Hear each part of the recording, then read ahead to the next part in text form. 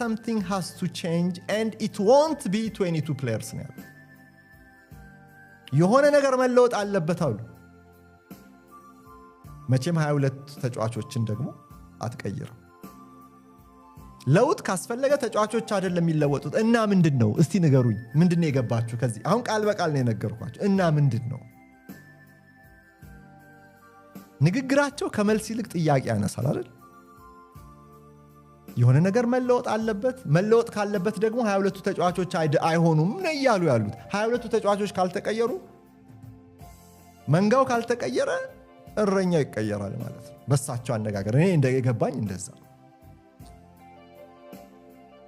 በዚህ ምክንያት ዛሬ ከሰዓት በኋላ የወጡት መረጃዎች እንደሚያሳዩት ትልልቆቹ ጋዜጦች እንደጻፉት በዚህ ምክንያት በኢንተርናሽናል ብሬክ አሁን ከበርንሊ ጨዋታ ከሳምንቱ መጨረሻ በኋላ ከአለቆቻቸው ጋር ሊነጋገሩ ቀጠሮ ይዘዋል። ለውጥ ያስፈልጋል ብለው ሊነግሯቸው። በዩናይትድ አሁን አትሌቲክም እንደዘገበው ከሆነ የዩናይትድ የውስጥ ምንጮችን አይ ቲንክ ዴይሊ ሜል የውስጥ ምንጮችን ተጠቅሞ እንደዘገበው ከሆነ ማንቸስተር ዩናይትድና አለቆቹ ሩበን አሞሪምን አሰልጣኝ የመቀየር አሁን ለዚህ ሰዓት ለጊዜው እቅድ የላቸው። አሞሪም ግን ለውጥ እያሉ ነው። ለውጥ ያስፈልጋል፣ ተጫዋቾቹ አይቀየሩ ማለት በጣም ከባድ ነው። እስቲ ዶቶችን እንገጣጥም። ባለፈው የውድድር ዘመን ማጠናቀቂያ አካባቢ ምንድነው ያሉት?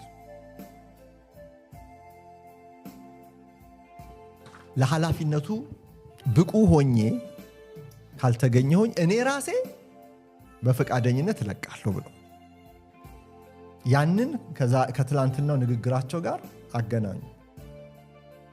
ዶቶችን ስትገጣጥሙ ሰውየው አዝማሚያቸው ሪዛይን ወደ ማድረግ ይመስላል። ዩናይትድ ደግሞ በዚህ ሰዓት እንደ ሁለት የሊግ ጨዋታ ተጫውተ አሰልጣኝ ማሰናበት ነውር ነው። አይ ትክክል አይደለም። በዚህ ላይ ደግሞ እንደነ ማርቲን ሳሙኤል ያሉ ጸሐፊዎች ይሄንን ጥያቄ አንሱ እንጂ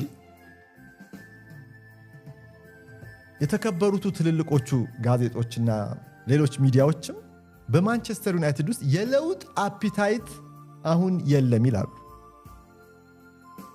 አሞሪም አውት ምናምን የሚሉ ደጋፊዎች ይኖሩ እንጂ አይ አሞሪም ቢቆይ ይሻላል የሚሉ በውጤቱ ደስተኛ ሳይሆን እንኳን መቆየት አለበት የሚሉ ቁጥራቸው ብዙ ነው። ለምን መሰላችሁ?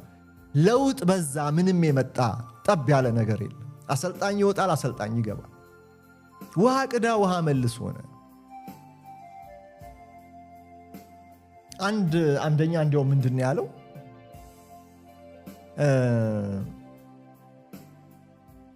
አንድ አሰልጣኝ ይሰናበትና ሌላኛው አሰልጣኝ ሲተካ ከተሰናበተው አሰልጣኝ የሚወርሰው የሆነ ቆሻሻ አለ። ያንን ቆሻሻ ይዞ ይቀጥላል። ያ ቆሻሻ እንደገና ለአዲሱ አሰልጣኝ ስራ መበላሸት ምክንያት ይሆናል። እሱ ደግሞ ይወጣና ሌላ አሰልጣኝ ይከተላል እና ሙሉ ስር ነቀር ለውጥ ስለማይደረግ ያው የሆነ የቀጣዩን አሰልጣኝ ስራ የሚያበላሸው እርሾ ከአሮጌው አሰልጣኝ ወደ አዲሱ አሰልጣኝ ይሸጋገራል።